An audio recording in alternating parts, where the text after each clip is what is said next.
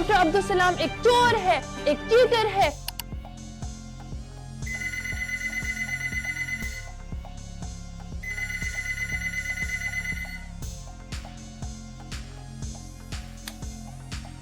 वो चोर है।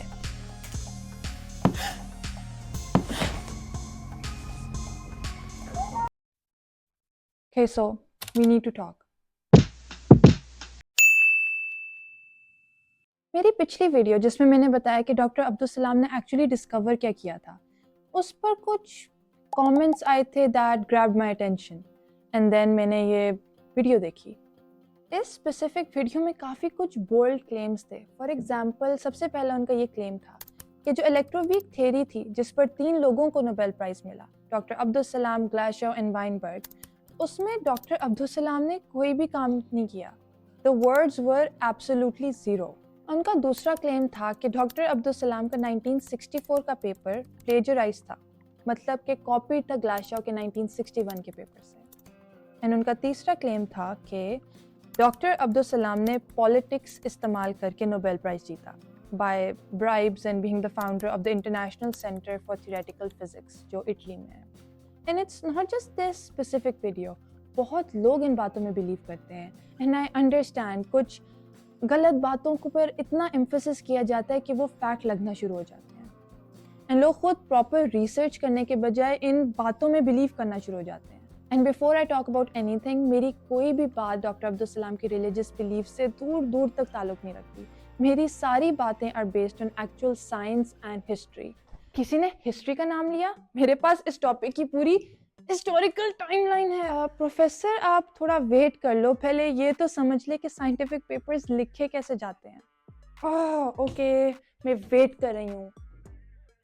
The way scientific papers work, इसके कोई भी डिस्कवरी एक बंदा नहीं करता और कोई भी पूरा आइडिया सिर्फ एक साइंटिस्ट का कभी भी नहीं होता।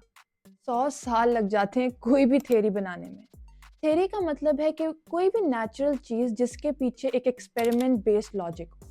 अब ये शुरू एक हाइपोथेसिस से होता है कि कोई भी साइंटिस्ट हवा में बात कर दे कि अर्थ राउंड नहीं बल्कि स्क्वायर शेप्ड है फॉर एग्जांपल। अब इस हाइपोथेसिस को वेरीफाई करने के लिए टेस्ट्स एंड एक्सपेरिमेंट्स होते हैं। एंड अगर इन टेस्ट से प्रूव हो गया कि अर्थ एक्चुअली गोल नहीं बल्कि स्क्वायर शेप्ड है, तो दैट बिकम्स अ थ्योरी। इस थ्योरी से अब हम प्रेडिक्शंस बनाते हैं कि अगर ये थ्योरी सच है तो फिर ये होगा। फॉर एग्जांपल अगर हमने कहा कि दुनिया एक स्क्वायर शेप्ड है, तो अगर मैं एक कोने से चलना शुरू होंगी तो दूसरे कोने से मैं गिर जाऊंगी। This is a prediction. Theories पर ये काम चलता रहता है, दीज टेस्ट्स एंड एक्सपेरिमेंट्स, और अगर किसी भी टेस्ट में पता चला कि ये थ्योरी गलत है तो वो थ्योरी रिजेक्ट हो जाती है। बहुत ज़्यादा, I mean hundreds of scientists एक टाइम पर एक थ्योरी पर काम कर रहे होते हैं अपने अपने तरीकों से। मतलब एक साइंटिस्ट एक पेपर लिखता है तो दूसरा साइंटिस्ट उस पेपर को देख के उसमें कुछ ऐड ऑन करता है या उसमें कोई गलतियां ठीक करता है। तो इसी तरह एक थ्योरी पर मल्टीपल पेपर्स, मल्टीपल साइंटिस्ट हमेशा लिखते रहते हैं। इसी तरह अब्दुल सलाम, ग्लासोव एंड वाइनबर्ग ने एक थ्योरी बनाई that's called the electroweak theory.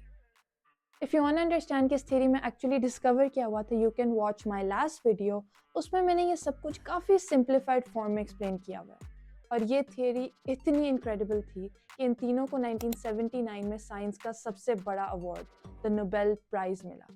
But the problem is कि कुछ लोग कहते हैं कि डॉक्टर अब्दुल सलाम ने इस थ्योरी के लिए बिल्कुल काम नहीं किया था और उन्होंने अपना एक 1964 का पेपर भी ग्लासोव के 1961 के पेपर से कॉपी किया था। Now this makes no sense to me, क्योंकि मैंने ये दोनों पेपर्स काफ़ी डिटेल में पढ़े हैं और वो दोनों बहुत अलग हैं। I mean, doctor Abdul Salam ने अपने पेपर में ग्लासोव की काफ़ी चीज़ों को करेक्ट भी किया, जो साइंटिफिक कम्युनिटी में बहुत नॉर्मल बात है। बट इस बात को बेहतर समझने के लिए लेट्स गो टू प्रोफेसर मिनोक्टिपस। फाइनली, अब सबसे बड़ी एक्विजिशन अगेंस्ट हिम इस कि उनका 1964 का पेपर ग्लासोव के 1961 के पेपर से कॉपीड या प्लेजराइज्ड है। अब let me give you some facts कि ये बात कितनी गलत है। So we will start with 1959. 2 years before 1961, Glashow paper. Doctor Abdul Salam and Ward, एक और साइंटिस्ट, ने एक पेपर पब्लिश किया called weak and electromagnetic interactions. हम अज्यूम कर सकते हैं कि डॉक्टर अब्दुल सलाम ने नोबेल प्राइज से 20 साल पहले इस थ्योरी पर काम शुरू कर दिया था। And now we get to 1961, जिसमें ग्लासोव ने एक पेपर रिलीज किया called The partial symmetries of weak interactions. अब इस पेपर में ग्लाशॉ ने सलाम के 1959 के काम को कंटिन्यू किया. इसमें वो एक पैरिटी वायलेशन के बारे में बात करते हैं कि सलाम के पेपर में ये चीज़ गलत थी, तो उन्होंने जब अपना पेपर लिखा है 1961 तो उन्होंने पैरिटी वायलेशंस को ठीक करने की कोई थेरीज बताई. अब इस पूरी थ्योरी में दो चीज़ें बहुत इंपॉर्टेंट हैं. एक है गेज ग्रुप्स और दूसरा रीनॉर्मलाइजेशन. अब ये दोनों साइंटिफिक टर्म्स हैं तो हम इनकी डिटेल्स में नहीं जाएंगे, बट इस पूरी कहानी को समझने के लिए ये दोनों टर्म्स जानना बहुत ज़रूरी है. अब 1961 में सलाम एंड वार्ड ने गेज ग्रुप्स बताए for this theory as whatever this is. अब जिस पे ग्लाशॉ ने फिर काम किया एंड अपने 1961 के पेपर में उसकी बेसिस पर एक डिफरेंट मॉडल बताया. अब आपको काफ़ी क्लियरली नज़र आ रहा होगा विद साइंटिफिक एविडेंस कि ग्लाशॉ का 1961 का पेपर सलाम के 1959 के पेपर में जो काम हुआ है उसकी बेसिस पे बनाया गया था. अब हम जाते हैं 1964 जिसमें डॉक्टर अब्दुल सलाम ने अपना पेपर पब्लिश किया called electromagnetic and weak interactions. अब इसी पेपर को प्लेजराइज्ड कहा जाता है. इस पेपर को कोई भी बंदा पढ़े जो फिजिसिस्ट ना भी हो, वो क्लियरली देख सकता है कि ये पेपर ग्लाशॉ के 1961 के पेपर से बिल्कुल अलग है. ग्लाशॉ के 1961 के पेपर में ट्रिपलेट्स की बात की गई है एंड उसका मैथमेटिकल मॉडल भी अपेरेंटली गलत था. अब सलाम के पेपर में बताया गया कि ट्रिपलेट स्ट्रक्चर क्यों गलत है एंड उसमें एक डबलेट स्ट्रक्चर की बात की गई, मतलब एक न्यू मॉडल बनाया गया. एंड सबसे अमेजिंग बात, ये सारी बातें ग्लाशॉ ने खुद की हैं अपने 1979 के नोबेल लेक्चर में. हर नोबेल प्राइज विनर का लेक्चर पब्लिश होता है. तो ग्लाशॉ के अपने वर्ड्स हैं कि Salam and Ward's work was a remarkable portent of the model and my work of 1960 जो 1961 में पब्लिश हुआ done independently by Salam and Ward. He also says कि मोटिवेशंस दोनों की बिल्कुल अलग थी.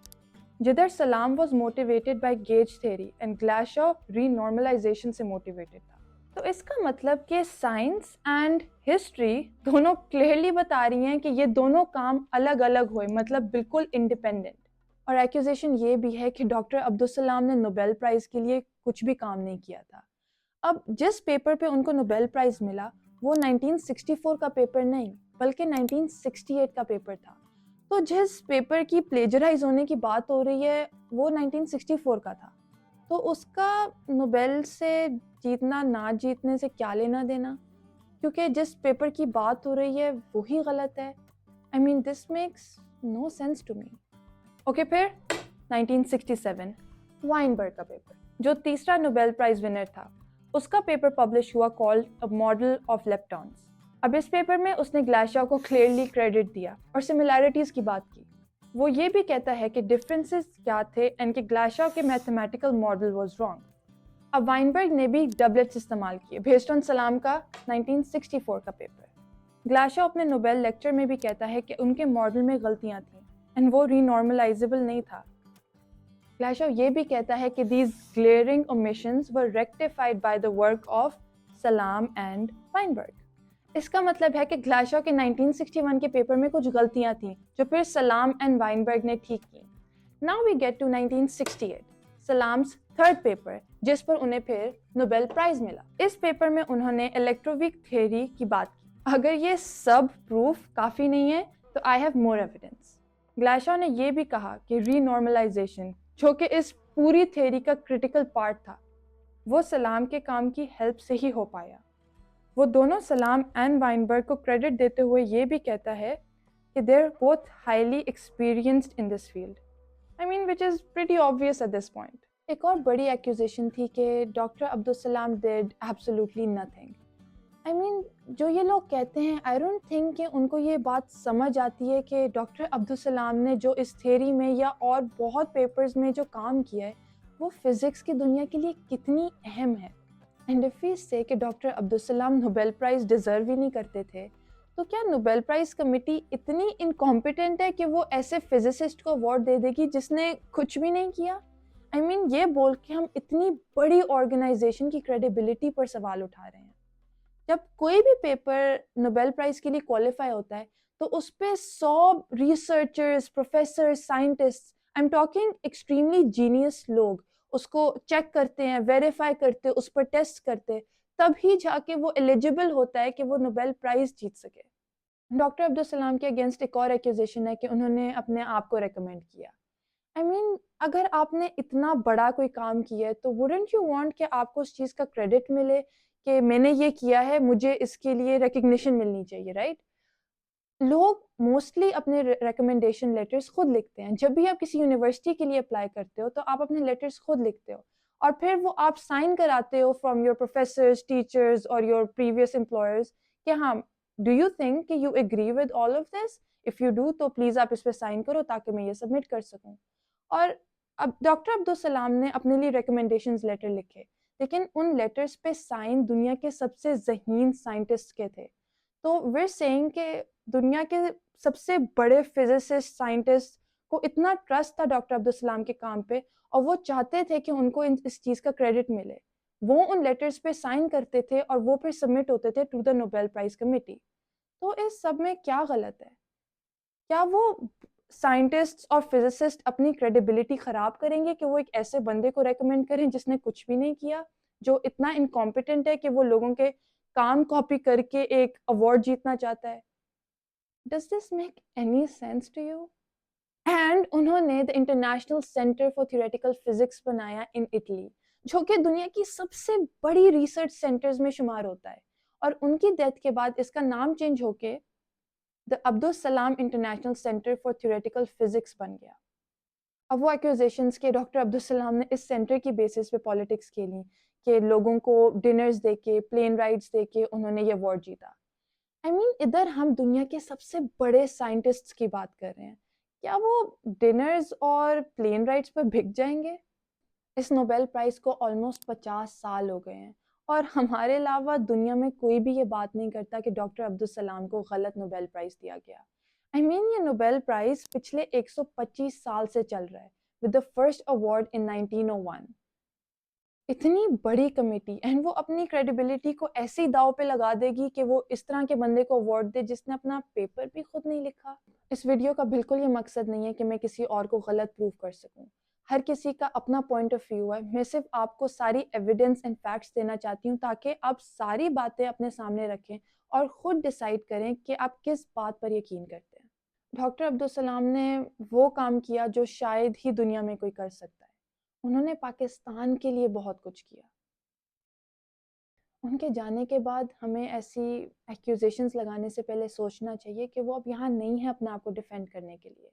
انہوں نے فزسسٹ ہونے کی بنیاد پر سائنس میں بہت کام کیا, اور ان کے کام کو پلیجرائزڈ کا دھبا لگا کے ہم کچھ اچیو نہیں کر لیں گے. انہوں نے جو کام کیا, محنت کی, اس کو پڑھ کے, اس کو سمجھ کے کچھ ہم سیکھ سکتے ہیں. یس, نیگیٹیوٹی پھیلانا بہت پروفیٹیبل ہے, پر ان چیزوں پر سوچے بغیر فوکس کر کے ہم بہت اہم چیزیں کھو جاتے ہیں.